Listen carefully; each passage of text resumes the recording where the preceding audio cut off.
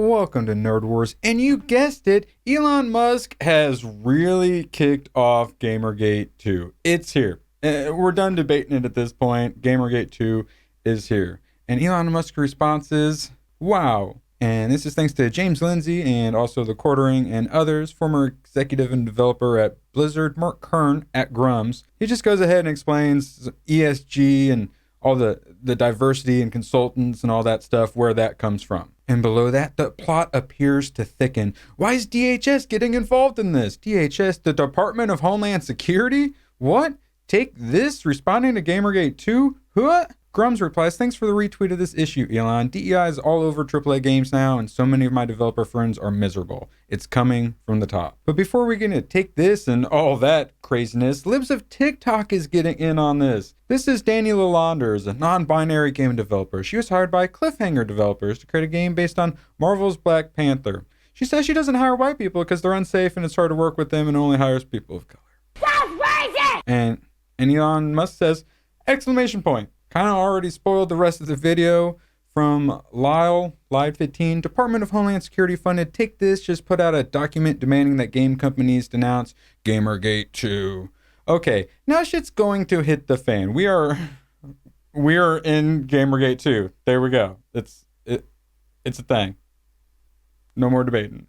So what are these crazies talking about? Just making up all this stuff, right?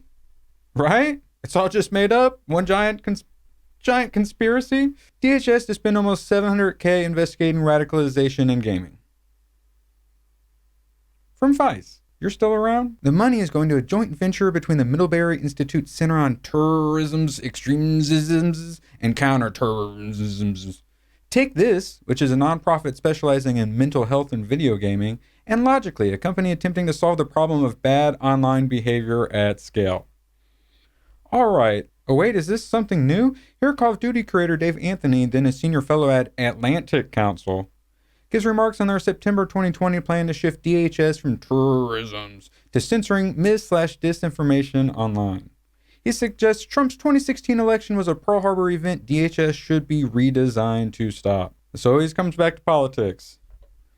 Put your head in the sand all you want, it's going to come back to politics. You got to care about politics or else you're not understanding the issue.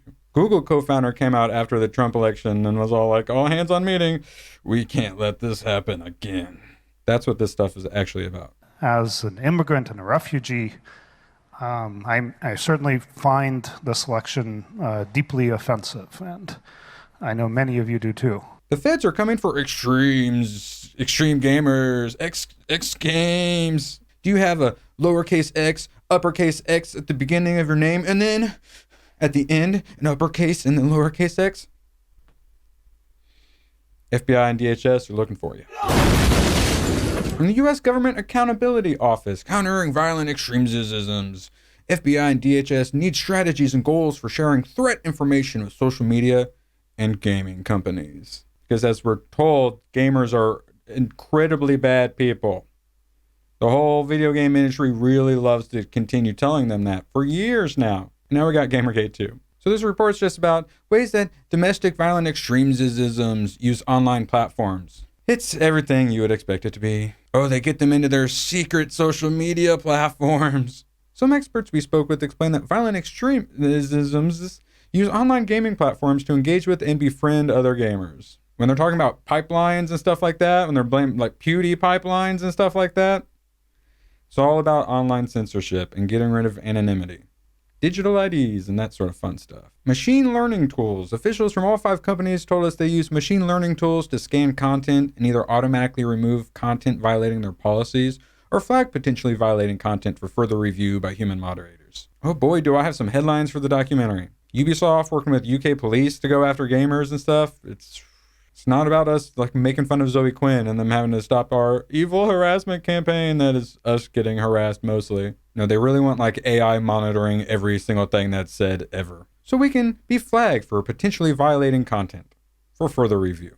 Reporting by users and trusted flaggers. Yes. So what experts participated in the government's interviews and relevant affiliations? Center for Internet Security, Atlantic Council, the ADL, Extremisms and Gaming Research Network, Southern Poverty Law Center, the ADL again, and oh yeah, let's top it off with a RAND corporation. It's a who's who of grifters. Some of the OG cancel culture grifters. So take this. What sort of articles and reports are they writing about us terrible, terrible gamers?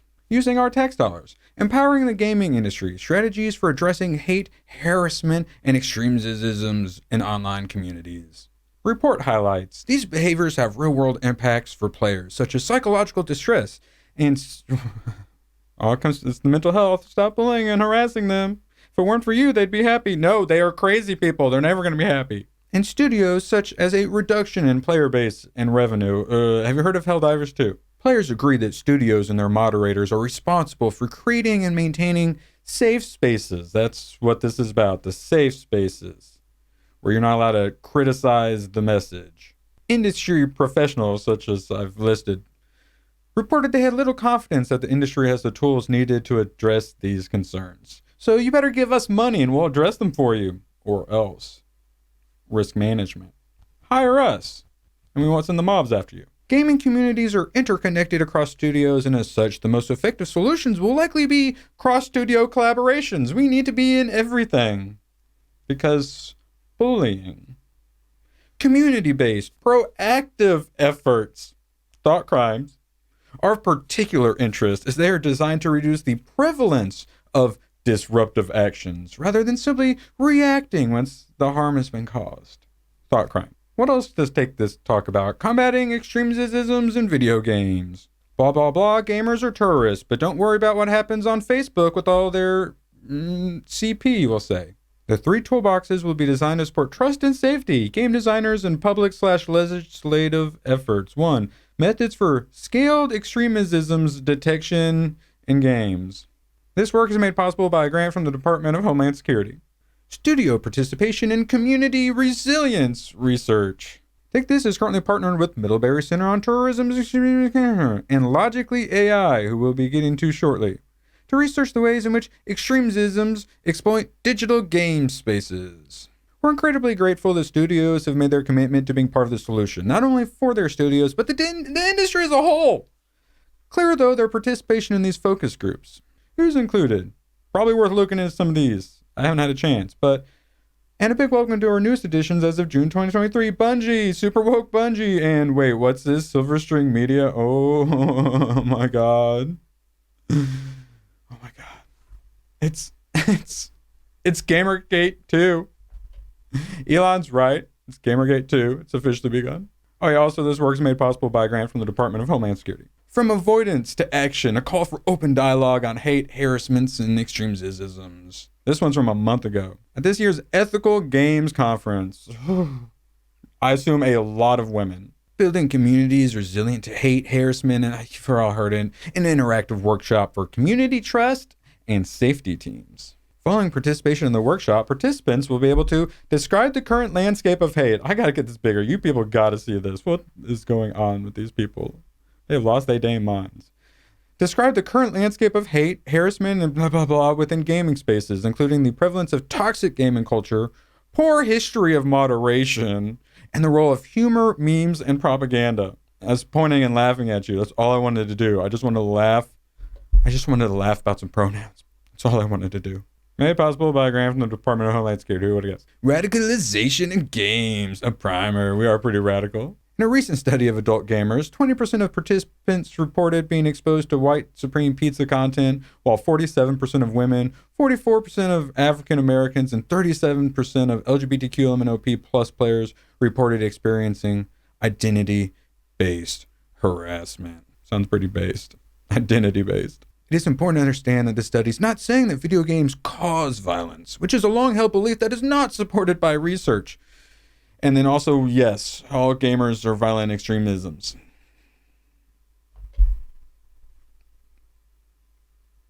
As individuals become increasingly radicalized, they may report increasingly radical beliefs, like voting for Donald Trump, like half the country did.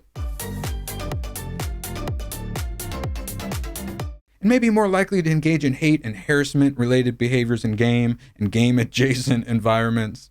It is at this point that other users, as well as trust and safety or community management staff become aware of the individual in this radicalization pipeline. They are obsessed with these radicalization pipelines. Oh my God. They also love their graphics. Oh my God. Push and pull and personal injustice, marginalization, ideology, identity fusion, normalization of hate. When I read this, I'm kind of starting to hate you a little bit. What, did you just pipeline me? What can make games more vulnerable to radicalization? Lack of effective moderation. You should probably let us moderate with our Department of Homeland Security money. Gaming spaces with higher rates of toxicity. Could you maybe suggest a few of those? And this work is made possible by a grant from the Department of Homeland Security. Then we get to Logically Intelligence, working with this group, getting money from Department of Homeland Security. Identify, assess, and act on harmful content. It's the anti-harassment, the anti-misinformation grift. But what's scary is they're doing it with AI now. They used to just store all of our information, but didn't have the ability to go through it. Now they got AI to monitor everything. Don't worry, Logically's got our U.S. elections the bravest and beautifulest they've ever been. What's this? Logically facts? Fact checkers are a big part of this. Big ol' scam. NewsGuard. But them wanting all that stuff, that's why they keep going on about how gamers are the worstest ever, because really they just want that. And for different people throughout, they do it for different reasons, generally money and having a job security. It's just the usual nonprofit grifters, like Anita and Zoe. So AI fact checking and AI misinformation checking for elections. Pass. Turns out there's tons of these kinds of groups. Fighting extremisms in gaming platforms, a set of designed principles to develop comprehensive blah blah blah strategies. And this is from the International Center for Counterterrorism. What? Tech against terrorism. Oh my God. So Gamergate started with them calling gamers a bunch of sexists, and then they called them a bunch of all the istanphobes, and now there's another ist they've added to the list. And of course, they've been doing this for a while. But if we're not careful and we don't make sure we get our stuff correct, they could be using it, Gamergate 2, to push all this stuff. So we gotta be on the ball, get things right, play nice. Global Internet Forum to counter more of this? The gamers are exploiting digital platforms, guys. Watch out. Also ignore the southern border of America. Don't worry about that. It's the gamers. They're the threat. Extremisms and Gaming Research Network. Blah, blah, blah. The EGRN leads evidence-based research at the nexus between gaming and extremisms while providing effective solutions for various public and private stakeholders. All these nonprofits, these NGOs, they get the money from the governments, they get the money from the corporations. They are those fascist middlemen who do all the work that the companies don't want to get boycotted for and the government doesn't want to get legally in trouble for. McGinnis, Molyneux, and 4chan investigating pathways to the alt whatchamajigga from SPLC Center, 2018. From the ADL, Hate is No Game, Hate and Harassment in Online Games, 2022. OG cancel culture right here. Oh, whoops, more SPLC. Preventing radicalizations into violent white pizzas movements. She discusses misogynistic sexual harassments, anti-feminism, and anti-gender studies in the chapter on higher education and in the chapter about online spaces. I look at the roots of online trolling and attacks on women in Gamergate. If you don't know about the SPLC, hardcore grift, like practically an intelligence agency. From Axios, experts warn about rising extremisms in gaming. From 2022. How far right uses video games and tech to lure and radicalize teenage recruits. And I would scroll down farther, but yeah, they're doing certain hand signs. Yeah. Nice one, The Guardian. The link between gaming and violent extremisms, March 2023. Not just the gamers, also the Red Pillar Bros. The heinous acts that earn male supremacy is their hate group designation by the SPLC. It's not just gamers, they hate us all. Comics has had their own, all the people who follow Hollywood. We all get tagged in the exact same way, and everything's been destroyed in the exact same way. And what's this all really about? The UK's controversial Online Safety Act is now law. It's about protecting children on the internet. But it doesn't go far enough. It's still ineffective against dangerous misinformation. It may be a threat to privacy or two or whatever. But let's beef that up a little more. Make sure no one can say anything ever, anywhere. Government of Canada introduces legislation to combat harmful content online, including yes. So it's for the children. We swear. As sociopaths in the government, we care about the children. This crap is what it's really about. They want to slap a Patriot Act on nerds. You'll soon need to show ID to watch prawn online. An increasing number of states and countries are passing age verification laws. It's not clear how they'll work. They definitely care about the children. They're not trying to destroy anonymity on the internet. No. They're not trying to push for digital IDs. No. It's for the children. UK age assurance guidance for prawn sites gives thumbs up to AI age checks, digital ID wallets, and more. Oh. AI running everything and digital IDs? I think I might have figured out why they're so obsessed with Gamergate. Because they try to use it to push this crap. It's political, always has been political, always will be political.